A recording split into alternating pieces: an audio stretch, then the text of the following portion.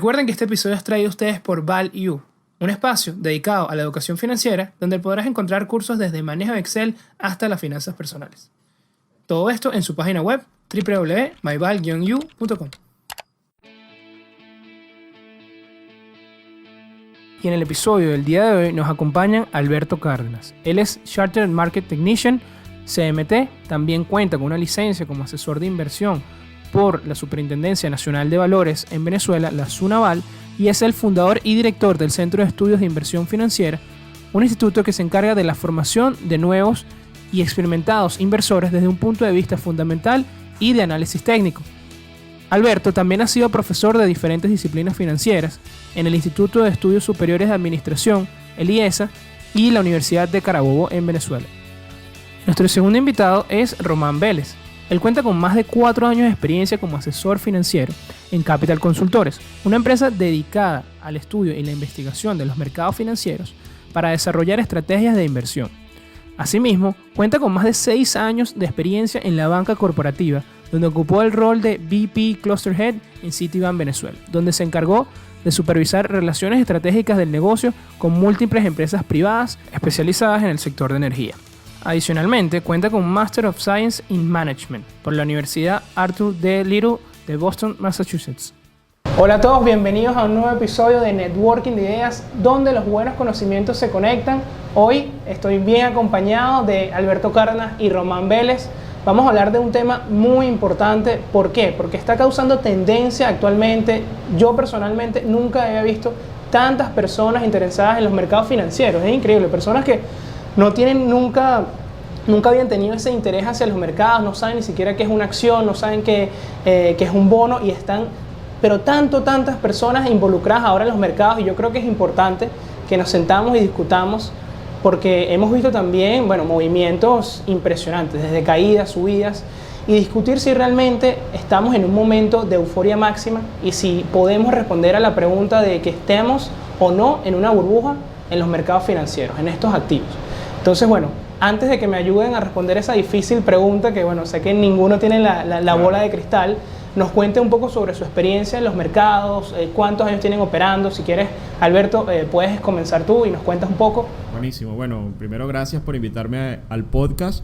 La verdad es que siempre es muy interesante debatir las ideas y poder tener puntos de vista diferentes y enriquecer el debate con este tipo de experiencias. Creo que hace mucha falta. Siempre se aprende muchísimas cosas de las conversaciones que se pueden tener, y por supuesto siempre es rico hablar de mercados y de lo que a uno le gusta. Yo empecé en los mercados financieros prácticamente en medio de la burbuja.com del año 2000.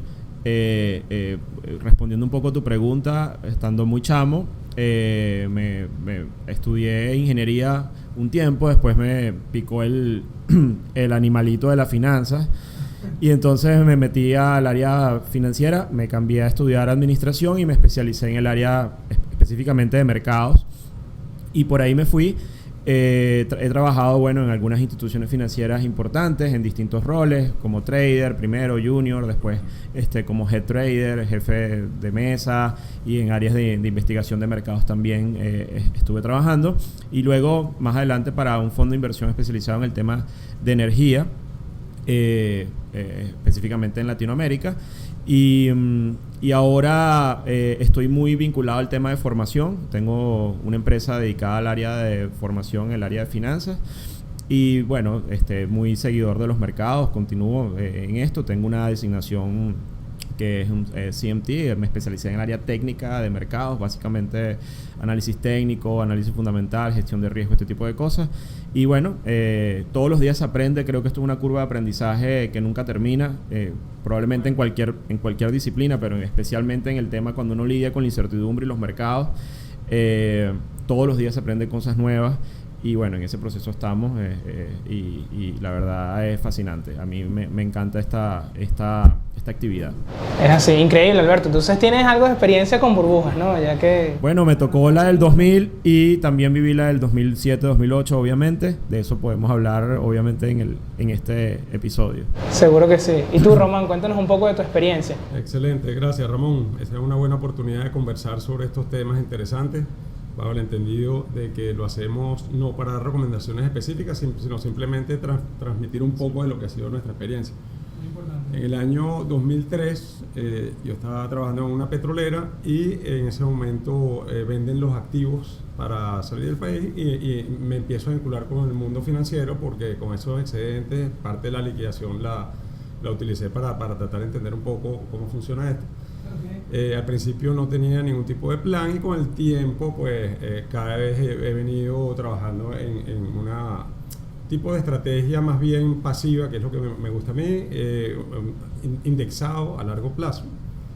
Y básicamente lo que me gustaría transmitir aquí es que efectivamente a mí me tocó vivir la burbuja del 2008 y obtuve muchos aprendizajes. Cuando hay muchos aprendizajes significa que hubo algo de dolor en el medio. Correcto. Y por lo tanto pues definitivamente bueno, varios de los temas que vamos a estar conversando aquí giran en torno a esos aprendizajes, ¿no? Tuve la experiencia de trabajar en Citibank por 7 años en la parte de banca corporativa y también con Capital Consultores ya más bien desde el punto de vista de asesoría. O sea que, digamos, de alguna manera tengo una visión que puede darse desde los dos puntos de vista, como inversionista y también como asesor, ¿no? Excelente, Román. Y cuéntame un poco cómo manejaste, porque bueno, obviamente si no hay ese, como llamamos aquí, ese palo de monetario, no queda como que esa lección por mucho tiempo. Entonces, ¿cómo manejaste esa crisis en el 2008? Sí, bueno, muy mal, ¿no?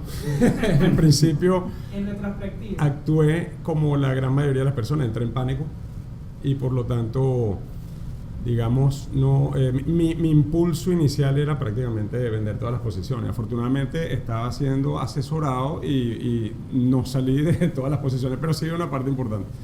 Los títulos más seguros fueron los que definitivamente no sufrieron, títulos de Tesoro americano, pero el resto de las posiciones sufrieron pérdidas. Entonces, afortunadamente no tomé todas las pérdidas, pero el aprendizaje fue definitivamente hay que tener un plan y en mi caso, que es más de visión a largo plazo, pues simplemente hay que seguir el plan y es mucho mejor tener un plan que no tenerlo, ¿no? Definitivamente, eso es uno de los aprendizajes. Creo que no puedes ni siquiera entrar a este mundo sin tener un plan. ¿Y tú, Alberto, cómo manejaste esa...?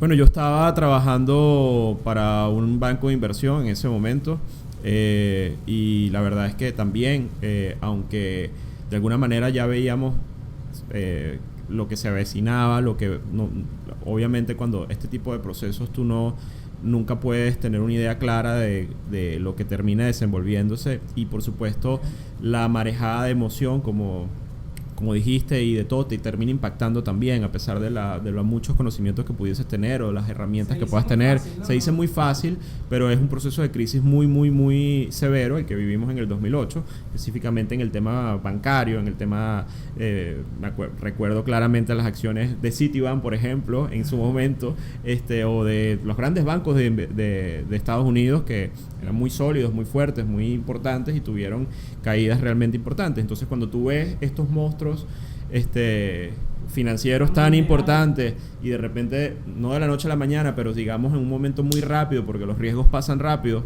después del tema de Lehman Brothers, que fue el gran catalizador de la aceleración del pánico en su momento. Bueno, por supuesto te cuestionas muchas cosas, dudas, hay pánico, actúas. Yo en lo particular también perdí dinero, no puedo decir que fue una cosa que capitalicé a mi favor, el hecho de la caída que ocurrió. Por supuesto dejó muchísimos aprendizajes importantísimos y con esa visión, y se pierde muchísimo, y estoy muy de acuerdo con lo que dice Ramón, que estas crisis tienen la particularidad de que te nublan la mente en su momento y pierdes la visión de largo plazo que puedes llegar a tener. Y entonces esa emocionalidad latente puede llevarte a tomar obviamente malas decisiones en el contexto, ¿no? Y por supuesto, si llevaste una muy mala experiencia, quedas herido y esa herida puede tardar un tiempo en sanarse y esa cicatriz puede llevarte a no actuar de manera adecuada o digamos eficiente para lo que viene post el evento de crisis, ¿no? De acuerdo. ¿Y qué instrumentos viste o te queda como lección en situaciones similares que, bueno, tú mencionabas un poco de algunas empresas que se manejaron, que aguantaron un poco mejor, pero había otros instrumentos que tú consideras son buenas opciones en estos momentos? Bueno, mencionaste los instrumentos y me hiciste recordar que lo que yo estaba siguiendo con muchísima atención en aquella época era el mercado de energía, precisamente. El mercado de energía en ese momento tenía un rally impresionante, espectacular. De hecho, continuó subiendo de una manera, estaba prácticamente en una burbuja. Recordemos que en el 2008, a mediados del 2008, el precio del WTI estaba en $140. Y antes de eso, ya el equity, el mercado de acciones, estaba empezando, ya había hecho techos en el 2007 y estaba teniendo unas leves correcciones, pero el mercado de commodities era una vulgaridad del rally que se estaba presentando, de euforia. Entonces, muy poca gente puso un ojo realmente importante en lo que estaba pasando en el sector de commodities en ese momento, porque la noticia era todo lo del real estate, todo el tema del apalancamiento en los bienes raíces, pero había, en efecto, en mi opinión, en ese momento, y eso es una de las lecciones que trato de rescatar, había un proceso inflacionario importante en curso y se veía reflejado en los precios de energía. Tú agarrabas una revista en el 2008, por ejemplo, Barron's, las portadas, y te hablaban de precios del WTI el año siguiente en $250. Bueno, o $200 eran las proyecciones que podían haber. Claro, tienes un WTI que venía subiendo y estaba en 140, pero pasa esta crisis, ocurre este proceso importantísimo, global, sincronizado, y en 6 meses el WTI pasa de $147 a $33 en el piso de febrero del 2009. Entonces te hablo un poco de la volatilidad que uno deja de estar consciente durante esos procesos a los que uno puede estar expuesto. Entonces, en mi caso particular, viví mucho el tema de energía y lo trasladé mucho. Estaba en Venezuela también, a lo que estaba pasando en Venezuela, y recuerdo, pues nada, la euforia vivida trasladada de los precios de energía al tema venezolano. Y eso fue y luego, por supuesto, vimos también la debacle en los precios y el impacto posterior a... Sí, lo vimos. ¿Y tú, Román, qué instrumentos consideras que, o sea, si tienes una crisis o sientes que vas a vivir un escenario similar, ¿a qué instrumentos irías o recurrirías en ese momento? Bueno, definitivamente, y bajo los aprendizajes de la crisis anterior, los títulos más seguros vienen a ser, aparte de los del Tesoro americano, también están los bonos alemanes, los GUTs, y también están los bonos suizos, ¿no? Esos serían los instrumentos de donde se ha probado históricamente que terminan siendo activos refugio. Puede haber otro tipo de instrumentos, puede haber tipo el oro, puede haber otro tipo de... existen bonos grado de inversión de muy buena calidad que de alguna manera también en este tipo de eventos pues resultan menos perjudicados, pero definitivamente cuando se trata de un evento tipo cisne negro donde tiene muy baja probabilidad pero altísimo impacto, no existe nada seguro salvo esos instrumentos que te mencioné, que son los títulos del Tesoro. De acuerdo, en esos eventos cash is king, ¿no? Es correcto. Sí, totalmente de acuerdo con esa apreciación. Yo, de hecho, cuando hablaba del petróleo no lo estaba mencionando como un activo refugio, ni como el que yo tomaría para cubrirme frente a un evento de este tipo.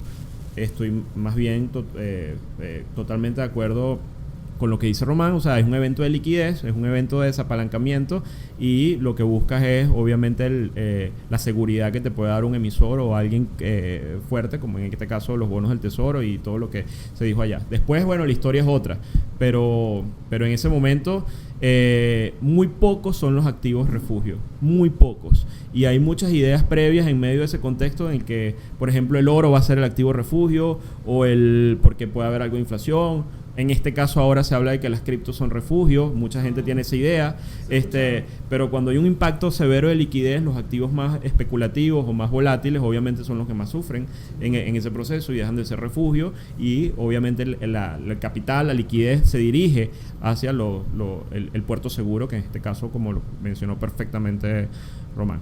Y Alberto, ¿tú consideras que estamos actualmente en una burbuja? Yo creo que sí, pero ahí... ¿Y en qué activos específicamente? Bueno, tú sabes que no lo digo yo nada más, sino que bueno, yo trato de documentarme un poco en el proceso, y esto es una burbuja en mi opinión, muy particular y también creo que es peligrosa porque al parecer tenemos una burbuja en distintos tipos de activos. Hay burbujas que han ocurrido muy focalizadas en un asset class, por ejemplo, la que hablábamos, las .com en el año 2000 era una burbuja bastante focalizada en el tema del equity relacionado a las compañías, la nueva tecnología de internet. Obviamente es el Nasdaq lo que estaba más expuesto en su momento. En el 2007, 2008 era el tema del real estate y todo este tema, pero también había los commodities que estaban muy arriba de lo que te acabo de mencionar, poca gente habla. Y ahora actualmente al parecer hay Shiller, por ejemplo, que es un teórico importante, premio Nobel, que estudia estos procesos, habla que hay dos burbujas importantes, uno en el mercado de renta fija, de bonos, que es todo el mundo sabe que los bonos han tenido un rally espectacular durante estos últimos años.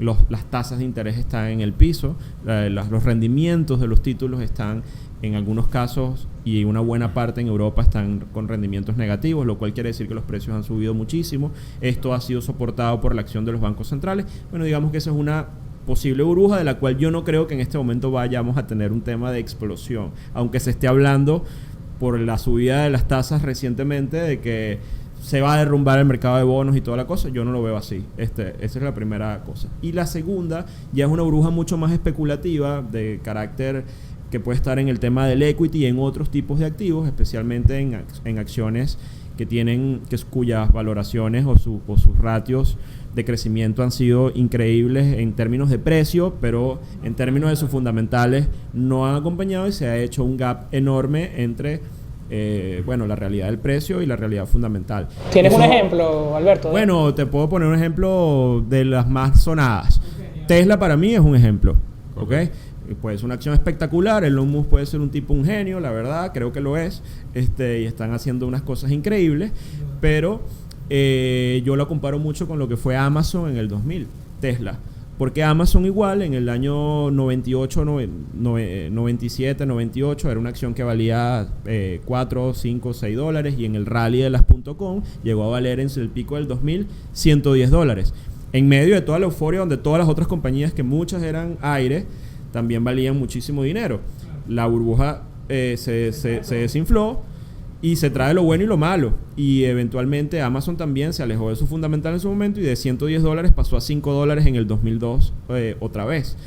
6, 7 dólares, o sea, una caída importantísima. Bueno, pero Amazon no dejó de ser Amazon. Microsoft también, que fueron 10 años para salir en break-even y comprar en el 2000. Y los que tuvieron estómago y tenían una visión de largo plazo y podían ver dónde estaba el negocio eventualmente y quienes lo estaban haciendo bien, podían de alguna manera aprovechar la posibilidad de ese apalancamiento para tener una postura. Hoy en día, mira lo que es Amazon, sobrevivió ese proceso y todas estas grandes que pasan. Entonces esta historia para mí eventualmente es parte de la naturaleza del mercado. Eventualmente ocurre un proceso de ajuste y de limpieza.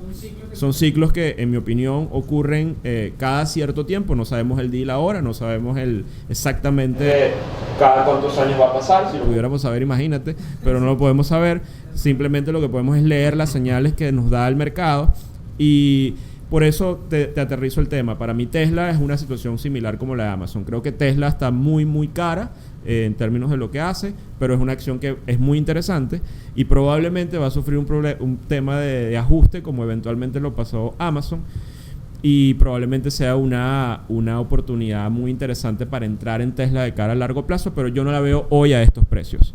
O sea, si me preguntas a mí, no estoy dando ninguna recomendación de compra y venta, pero estoy dando la visión estoy de acuerdo con tu visión. Simplemente los fundamentales están alejados del precio de la acción, ¿no? Y a veces es un tema que los inversores solo se basan en el resultado, solamente nos basamos en el precio de la acción para definir si un proceso de inversión, una decisión fue buena o mala. Entonces eso es lo difícil también de esta disciplina.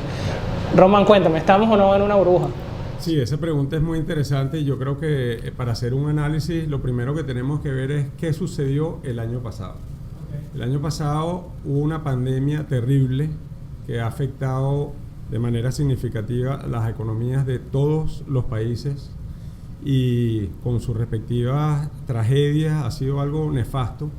Y desde el punto de vista del mercado de capitales lo que hemos visto es una acción conjugada de bancos centrales importantes que si lo comparamos con lo que fue la reacción a lo que hubo en la crisis del 2008, pues ahí nada más se tomaba en cuenta, eran temas de inflación y eran muy cautos a la hora de tomar medidas, y bueno, gracias a que finalmente tomaron las medidas que se tomaron, no sucedieron cosas peores. Pero fue un vivo ejemplo donde tú veías que entre febrero, que había unos niveles de crecimiento de mercado quizás un poco por encima de los normales, pero estaba, digamos, arrancando un mercado con fuerza. En el momento que surge la incertidumbre que significa la pandemia, donde no sabes si realmente esto tiene el significado catastrófico o si va a ser algo que se va a poder manejar bien, mucha incertidumbre, no se habla todavía de vacunas, sino en varios años. Al final los inversionistas tienden a sentir temor y se produce lo que Alberto acaba de decir, esa crisis de liquidez,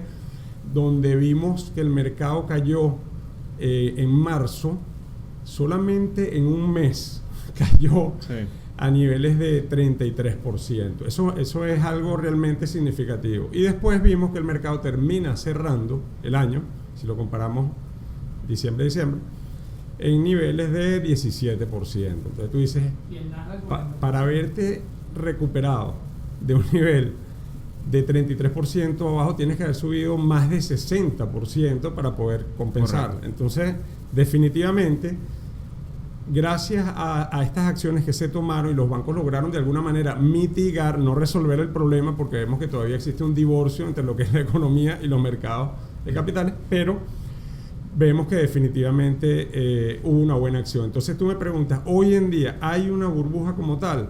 Bueno, a mí me gusta analizar indicadores, ¿no? Me gusta hacerlo a nivel macro. De repente puedes tomar ahí un indicador tipo el PMI. Te das cuenta que la referencia es que debe estar o sea, cuando es por encima de 50, empiezas a tener, bueno, como lo han explicado ustedes en algunos de los podcasts, empiezas a tener la sobrecompra y empiezas también a tener un signo en que la economía está relativamente sana. En estos momentos está por encima de 60 ese nivel, entonces está realmente, no es un indicador que preocupe. Luego lo puedes ver a nivel micro. Si ves la relación price earning, que en el pasado, pues si lo comparas con el pasado está por encima de esos niveles, pero todavía no está a niveles que tú digas preocupante. Todavía las empresas están dando reportes 21 contra 15 más o menos lo que bien. Entonces, bueno, si hablas de repente de algún sector en particular o de algunas empresas, es posible que sí puedas hablar de mini burbuja, pero realmente para la situación como está hoy en día y con la liquidez que hay, no se visualiza que lo que es en el 2001 vaya a existir una situación de liquidez, porque ya se ha demostrado que los bancos de alguna manera están respondiendo, y ahora tienes que el nuevo presidente de los Estados Unidos está por aprobar, ya se aprobó en la Cámara Baja, 1.9 trillones americanos de dólares. Entonces eso significa que por ahí posiblemente venga la aprobación final y va a significar más inyección. O sea, tú ves primero otra subida antes de una corrección importante, porque ¿no? La pregunta que tú dices, ¿va a haber o no? Y la respuesta clásica es sí la va a haber, pero nadie sabe cuándo. El momento es cuándo. Correcto. Entonces no se visualiza en un futuro inmediato. O al menos yo. Tú sí visualizas bueno, estamos viendo ya estas últimas 2 semanas una leve corrección. Yo lo veo así. Yo ahí sí difiero. Yo sí creo que hay un tema de riesgo de corto plazo. Hemos, de acuerdo con lo que pasó exactamente volviendo al año 2020, ese evento de liquidez enorme del que está hablando Roma fue impresionante. Hubo una limpieza allí, sin duda, de muchos activos. De hecho, vimos un spike en el dólar, una subida del dólar impresionante en ese periodo breve. Y luego, el accionar de los bancos centrales y la liquidez y la inyección monetaria y todo lo que se hizo provocó un rebote también espectacular del mercado, inédito en muchos sentidos, rapidísimo, especialmente en el área de tecnología, donde cerró el año muy positivo y continuó siendo positivo incluso a comienzos de enero, incluso con la nueva administración de Biden, que se hablaba de que iba a haber una catástrofe porque Trump iba a perder las elecciones y toda la cosa. Realmente no fue así desde el punto de vista de la reacción de los mercados, pero yo lo que estoy viendo acá es que como pasó, por ejemplo, en el año 2007 o en el año 2000, y para mí el proceso es más parecido al año 2000 que a lo que se vivió en el 2008, la situación actual, ojo, no creo que tengamos el mismo riesgo, no creo, y creo que se hicieron correctivos importantes en las instituciones financieras y en todo el tema después de la crisis del 2008 para generar una resiliencia mucho más importante con respecto a posibles crisis posteriores, pero lo que yo estoy viendo es que la sobreextensión del rally y especialmente ese divorcio entre la economía real, a pesar de que la economía está mejorando, hay signos de recuperación importantes y esa recuperación se ha trasladado, y es lo que vemos ahora, al precio de los commodities. Entonces, los commodities ahora tienen un rally espectacular también desde hace nada, porque vienen de un ciclo bajista que se inició para mí en el 2008 y que culminó en el 2020 cuando el petróleo hizo valores negativos en el spot, algo inédito también que no esperábamos nunca ver. Exactamente. Y allí para mí finalizó un ciclo bajista en el tema de las materias primas. Era un ciclo que venía combinado, digamos, tú tenías un rally espectacular en el equity y en los activos de riesgo típicos, pero al mismo tiempo tenías unos commodities que venían bajando progresivamente y se estaba generando, digamos, este gap. Los commodities para mí son una señal de alerta importante adelantada del ciclo económico global, como lo ha sido el cobre, como lo ha sido otras materias primas, y de hecho alertaba un poco de la recesión que eventualmente vivimos y todavía está viviendo el mundo, no especialmente en Estados Unidos, sino en países que han estado más golpeados por el tema de la pandemia. Ahora, creo yo que ese gap o ese divorcio o ese sobrecalentamiento que tuvieron ciertos tipos de activos, especialmente acciones en esto, y no el área de commodities y no el área, por ejemplo, de acciones relacionadas a commodities, porque yo aquí también hago la salvedad y digo, no todo el mercado está en una burbuja. Hay compañías importantes, por ejemplo, relacionadas al sector energía, que tienen unas valoraciones que están bastante bien, que son oportunidades de compra de largo plazo. Porque te estoy explicando que hay un ciclo que venía de commodities que lo impactaron muchísimo. La energía fue el peor sector para estar en los últimos 5 años en el mercado americano. Y el año pasado en particular. Exacto, y el año pasado en particular. Mientras que ExxonMobil, todas las grandes petroleras estaban cayendo con fuerza, todas las tecnológicas, en lo que tú te quisieras meter, estaba subiendo con fuerza en los últimos 2-3 años. Ahora yo creo que estamos en un punto de inflexión de esa historia, en mi opinión. Y creo que ahora, y es lo que estamos viendo, un flujo de capitales a temas de a valoración, frente al tema de crecimiento. Eso no es un proceso inmediato ni directo, pero habla, en mi opinión, de un ajuste que está ocurriendo. Y este ajuste para mí viene porque ahora el precio del petróleo está, por ejemplo, y siempre hablo del petróleo y disculpen porque es el área que a mí me gusta trabajar, está en $63 el precio del WTI. Y uno pudiera decir que es un precio bastante medio desde el punto de vista de la historia, ¿no? Okay. Sin embargo, cuando lo ves técnicamente hablando, te das cuenta que está tan sobrecomprado el rebote ha sido tan importante y tiene niveles de sobrecompra como los que se vivieron en el año 2008, aunque allá era de $147, hoy está el precio en 63. Yo soy de la idea que vamos a tener una continuidad en el rally de las materias primas en el mediano y largo plazo, pero en el corto plazo está generando un problema inflacionario de corto plazo, y de hecho las tasas lo empiezan a reflejar. Las tasas están en el bono a 10 años, hemos visto estas últimas 2 semanas una subida importante de las tasas. Ese incremento de tasas es porque las expectativas inflacionarias también se están disparando en el muy corto plazo. Se creía que la Fed iba a hacer tapering o empezar a subir tasas del 2023 en adelante, quizás finales del 2023. Ahora la Fed no va a subir tasas mañana, no lo va a hacer.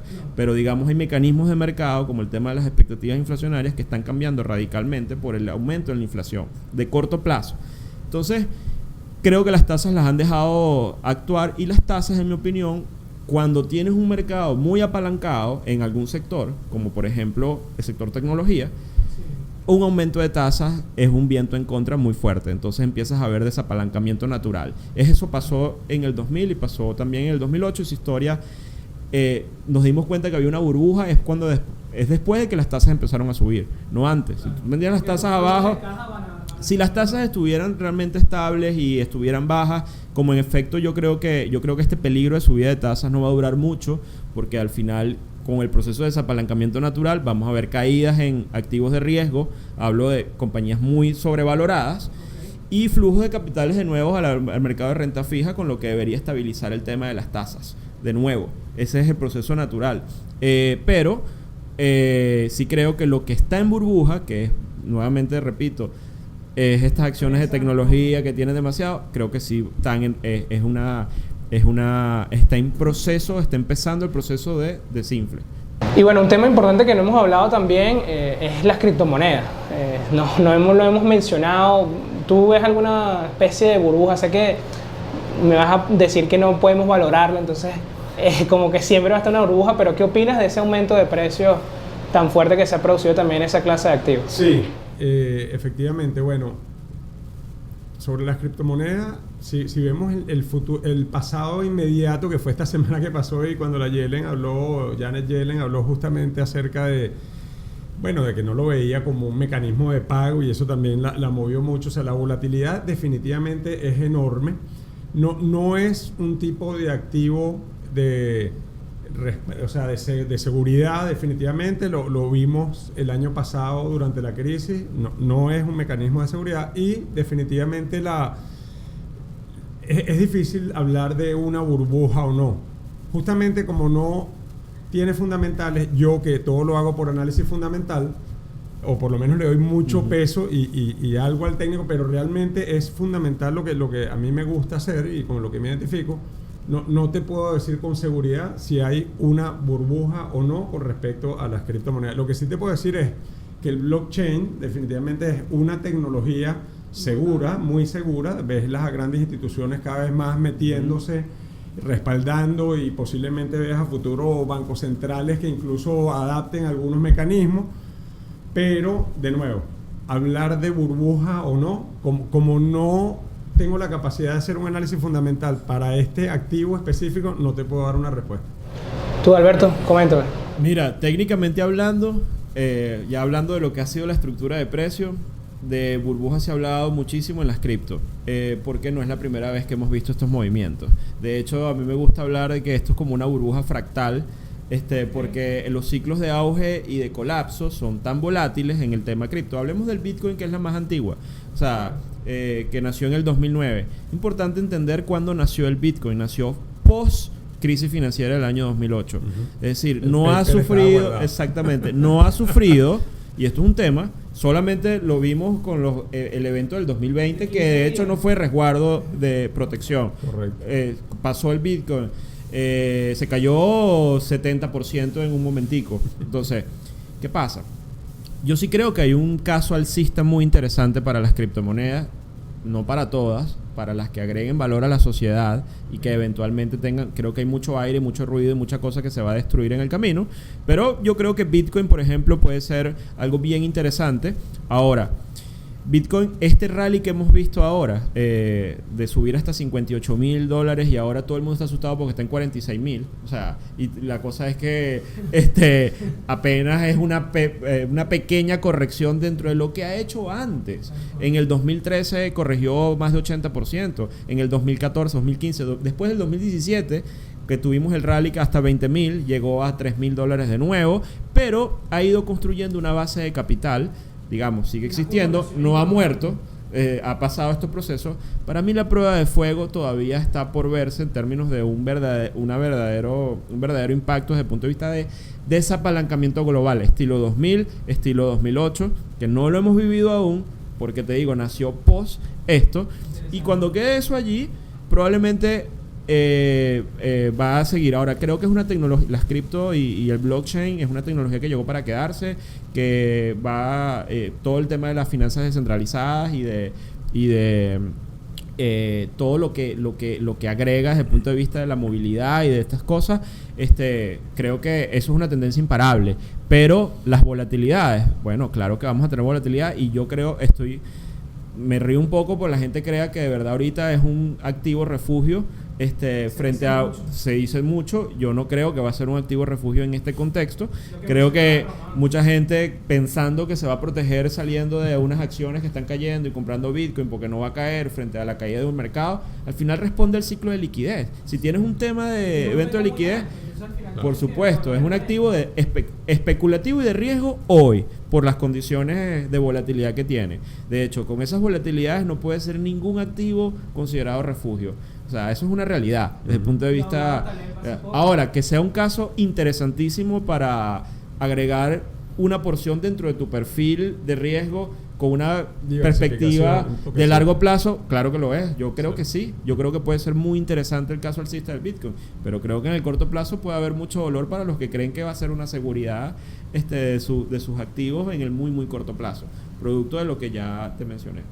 ¿Tú, Román, le agregarías esa chapita de diversificación a tu portafolio? Sí, sin ninguna duda, pero como lo acaba de mencionar tal cual Alberto, en una proporción muy baja, y lo he hecho en varias oportunidades, y te confieso que no ha sido exitoso las pocas veces que lo he hecho, pero como lo he hecho con una proporción tan pequeña, no impacta realmente. Sí. Yo creo que incluso para estos activos, suena paradójico, tan volátiles, hay que tener una perspectiva más de inversionista que de trader.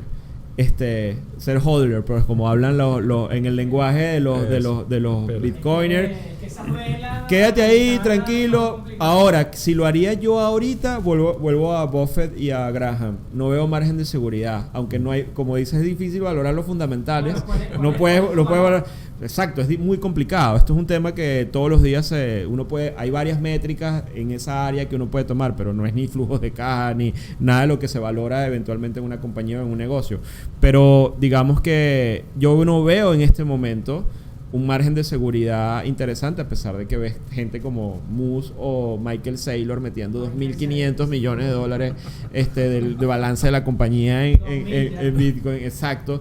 Yo en lo particular no lo veo y no lo veo mucha otra gente. Y disculpa que te interrumpa, pero ese tema es muy bueno porque es una empresa que tiene 60 millones en caja, ¿no? Entonces es lo que tú hablabas del tema del apalancamiento, ¿no? Exactamente. De esos sectores... Imagínate que tengas una volatilidad importante en los próximos meses. ¿Qué pasaría con esa compañía que tiene esa exposición? Por ejemplo, es una voladora que te estás montando. Totalmente. O sea, si lo ves en términos, si lo ves, puede salir muy bien como ha salido muy bien en los últimos 2 semanas. Y eso lo rescato mucho en el mundo de la inversión y lo han hablado todo el episodio y vale la pena rescatarlo. Como los dos se han preparado y hablan mucho de eso, es sobrevivir independientemente que haya cualquier escenario. Y este tipo de acciones te da un escenario binario. O sea, como tú lo dices, él va a tener éxito o va a fracasar. Te fragiliza. Y la vida no es predecible. Entonces, ponerte esos escenarios binarios es ponerte una soga al cuello. Y eso lo dice mucho Nicolás Taleb, que es un experto en temas de riesgo, que es autor del Cisne Negro que mencionaba. Claro. Cuando te sobrepalan, es una apuesta, es un big bet. Si sale bien, buenísimo, claro. Pero la verdad es que te estás fragilizando en el proceso y la visión no puede ser tan de corto plazo, con una visión especulativa de tal. Que tienes que hacerte un stress test y ver, bueno, ¿qué pasa si el Bitcoin vuelve a $10,000? ¿Qué pasa si vuelve a $5,000? Cualquiera de esos escenarios. ¿Qué puede pasar? Puede pasar. Exactamente. Exacto. Y una cosa muy mala que yo veo alrededor del Bitcoin y del cripto, y esto sí lo digo, es que hay un culto alrededor. Como pasa con Tesla, como pasa con cualquier activo que eventualmente se puede convertir en una visión sesgada y absoluta, y la gente pierde la capacidad de analizar críticamente dónde está metiendo su dinero. Cuando un activo te genera 760% en un año, claro, tener la inocencia de pensar que al año siguiente va a ser lo mismo es completamente... Sí, entonces yo digo que yo sé que no es fácil, la gente, todo el mundo tiene emociones, todo el mundo busca rentabilidad, estamos impactados por una pandemia, la gente se ha quedado sin trabajo, busca manera de hacer dinero de otra forma. Todo esto, digamos que hemos tenido como un caldo de cultivo ideal para que esta euforia especulativa, no solo en cripto, sino en cualquier área del mercado, como en GameStop y estas compañías que no tienen ningún sentido, hayan subido más de 20,000%, pero que después, como lo vemos, también los corrigieron. Y hay mucha gente que ha entrado con este speech y no preparada, que no entienden los riesgos, que súper apalancado. En el caso de GameStop, mucha gente compró en $300.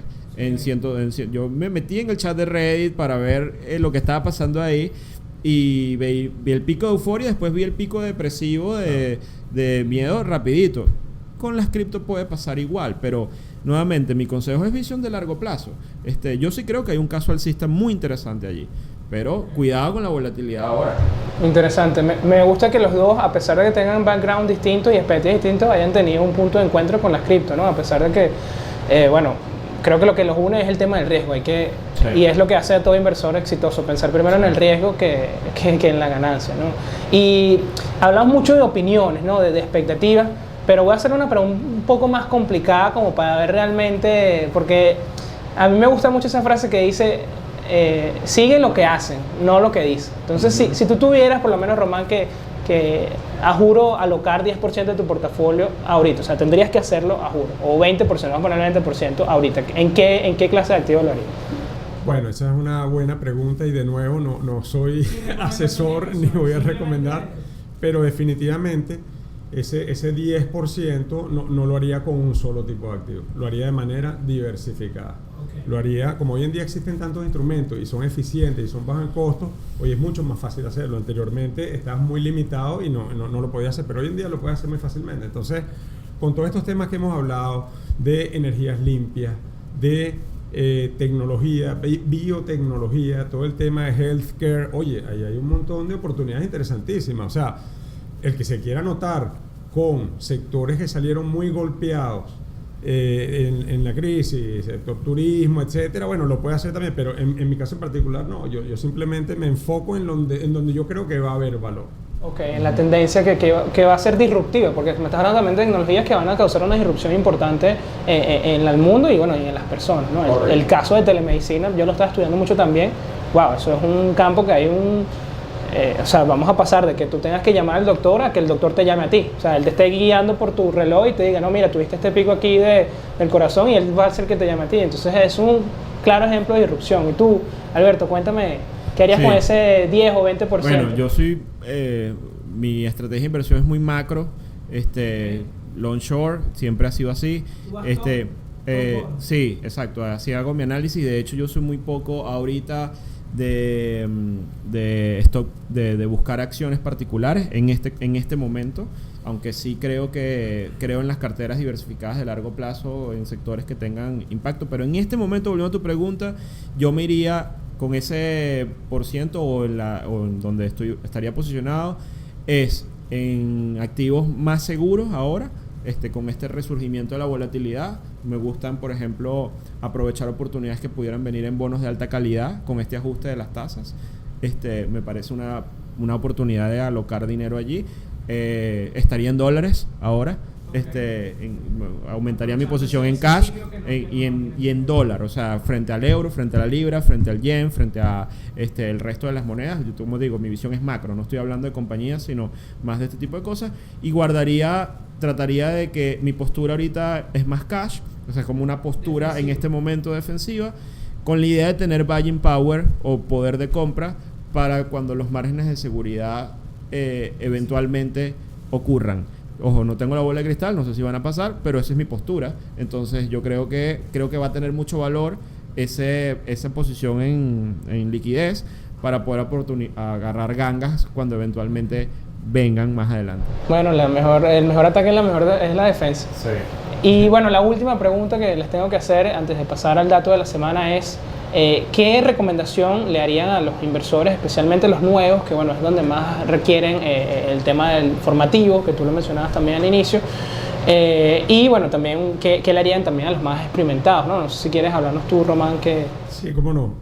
Lo primero es buscar una buena asesoría, tratar de no ponerse a inventar mucho por su cuenta, porque esto, como todo, es un proceso de aprendizaje. Entonces, el que cree que oyendo un par de videos va a poder hacerlo, realmente pues no. Entonces lo primero es buscar asesoría con alguien que sepa realmente del tema y con quien te sientas cómodo para hablar de esas cosas, como para aprender. Lo segundo, trabajar en tu plan de manera sistemática. En mi caso particular, yo trimestralmente reviso mis inversores, porque simplemente no tengo tiempo el día a día para hacerlo con una frecuencia mayor. Y una vez al año en diciembre, cuando ya todo el mundo está con las hallacas y las cosas, ahí me siento con calma y ahí modifico un poco mi política de inversión. Pero es algo que aprendí, que mucha gente no hace, simplemente, bueno, yo me acuerdo más o menos, no, por escrito, y aprendes año a año qué pasó, y así vas avanzando. Es una manera bastante práctica. Yo soy ingeniero y esa es la manera que hago las cosas sistemáticas y disciplinadamente. Sí, totalmente de acuerdo con eso de comentario. Lo respaldo absolutamente. Aquí el tema es formarse para los que quieran entrar al mercado, que intenten, a pesar de que si entran desde la perspectiva de trading, que no voy a hablar nada malo de ellos, porque es una actividad también, es un trabajo, pero es muy demandante, no es para todo el mundo, es un tema bastante complejo, le ha hecho daño a mucha gente, como hay mucha gente que ha ganado dinero, pero digamos que es un grupo reducido. Entonces, y esto es un poco de aterrizar el tema. Hay un ambiente de absoluta euforia en los mercados desde el punto de vista mediático, con personajes, gente que alimenta este tema. Por ejemplo, ves a Elon Musk, y hay que decirlo, tuiteando sobre esta moneda Dogecoin del perrito que no tiene ningún valor de nada, y la gente sale corriendo a comprarla y eventualmente, bueno, puedes ganar algo de dinero en el corto plazo, pero hay que tener mucho cuidado. Entonces, no dejarse llevar por la marea, que es una cosa complicada, hacer el plan, escribirlo, hacer un mandato, pero si no lo saben hacer, busquen un asesor que tenga sus designaciones, que esté certificado, que tenga algún tipo de experiencia, y si no, bueno, traten de formarse en un instituto, en algún lugar. Hay varias ofertas, hay mucha gente hay gente muy capacitada que está en posibilidad de dar una buena formación, y que entiendan que la curva de aprendizaje es de largo plazo, es prácticamente de toda la vida, y si están enganchados con el tema de los retornos, si eso es lo que los engancha, entiendan que es una moneda de doble cara, y por el otro lado está el riesgo. Entonces, aprendan sobre riesgo. Eso es lo que yo les recomendaría. Buenísimo. Es momento de pasar al dato de la semana. Y el dato de la semana es: ¿sabías que desde la Segunda Guerra Mundial han ocurrido 14 bear markets? Es decir, una caída de los índices bursátiles de al menos un 20%. Es decir, uno cada 5,4 años, donde los mismos han tenido una duración promedio de 289 días o cerca de 10 meses. Bueno, y hasta aquí llegamos por el episodio del día de hoy. Bueno, una hora completa que nos hemos llenado de conocimientos técnicos fundamentales, hablado del mercado, que bueno, es algo que nos apasiona a los tres. Les agradezco nuevamente por venir el día de hoy, compartir toda su experiencia, todo lo que saben. Y antes de que se vayan, sí quisiera que nos dejen algún medio donde las personas puedan conectarse con ustedes, los escuchas puedan de cierta manera saber en qué proyectos están trabajando, en qué están viendo con respecto al mercado. No sé si quieres empezar tú, Alberto. Bueno, sí, cómo no. Como mencioné antes, yo dirijo una empresa de formación en el área financiera que se llama SAFE, Centro de Estudios en Inversión Financiera. Pueden conseguir la página es safe.pro, o en Twitter o en Instagram @safe.pro. Conmigo pueden contactar también @CárdenasFX en Twitter. Y bueno, estamos complacidos. El que quiera ver la oferta nuestra de cursos, pues puede dirigirse a la página. Y también quiero mencionar que en Venezuela tenemos el chapter del CMT.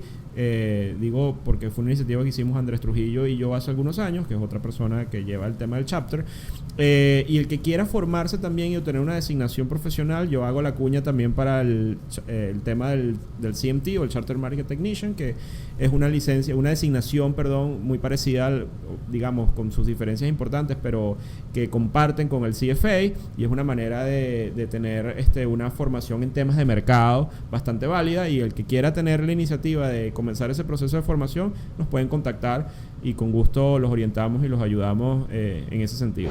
Buenísimo.